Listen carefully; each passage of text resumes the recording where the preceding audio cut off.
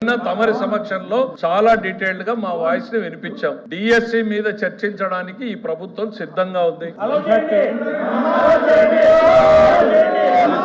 నువ్వు వచ్చి కూర్చొని చెప్తారా ఎల్లు. మీరు లెజిస్లేటివ్ అఫైర్స్ మినిస్టర్ చెప్పేటప్పుడు ప్రభుత్వ ఆలోచనని వినకుండా మీరు డిక్టేట్ చేయాలనుకుంటే జరగదు, ఇంపాసిబుల్. ప్రజలు ఎవరు ప్రభుత్వాన్ని నడపాలి అనేటువంటి నిర్ణయాన్ని ప్రజలు డిసైడ్ చేశారు. ప్రభుత్వాన్ని ఎట్లా నడపాలి, ఏ సబ్జెక్టులు తీసుకురావాలనేది ప్రభుత్వం చాయిస్.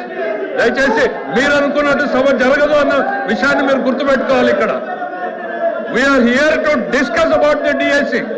ప్రజలకు ఒకవైపు ఎల్నినోతో ప్రజలు ఇబ్బంది పడుతూ ఉంటే తాగునీరు, సాగునీరు, వ్యవసాయం ఏ రకంగా ఈ ప్రభుత్వం వాళ్ళని ఆదుకోబోతున్నాం అనేటువంటి బాధ్యతాయుతమైనటువంటి సమాధానం చెప్పాల్సిన మీరు నిర్లక్ష్యంగా ప్రజల పట్ల ఏమాత్రం కూడా అంకిత భావం లేకుండా వాళ్ళ సమస్యల గురించి చర్చించకుండా కేవలం రాజకీయాలు చేయాలనేటువంటి ఆలోచనతో మీరు ఈ అల్లరి చేసేటువంటి కార్యక్రమం చేస్తున్నారు తప్ప రైతులు ఏ రకంగా ఇబ్బంది పడుతున్నారు, కృష్ణా డెల్టాలో రైతుల పరిస్థితి ఏంటి, గోదావరి డెల్టా ఏంటి, రాయలసీమ ఏంటి, ఉత్తరాంధ్ర ఏంటి, ఈ రైతుల సమస్యల గురించి ఒక్క నిమిషం మీరు మాట్లాడారా?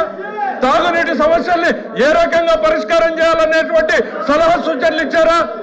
ఇన్ని ఇబ్బందులు రాష్ట్ర ప్రజానీకం, దేశం మొత్తం, ప్రపంచం మొత్తం ఎల్లినోతో సఫర్ అవుతా ఉంటే మీకు మాత్రం మీ నిన్నో జబ్బులు పట్టాయి. నిన్నో జబ్బు వచ్చింది మీకు.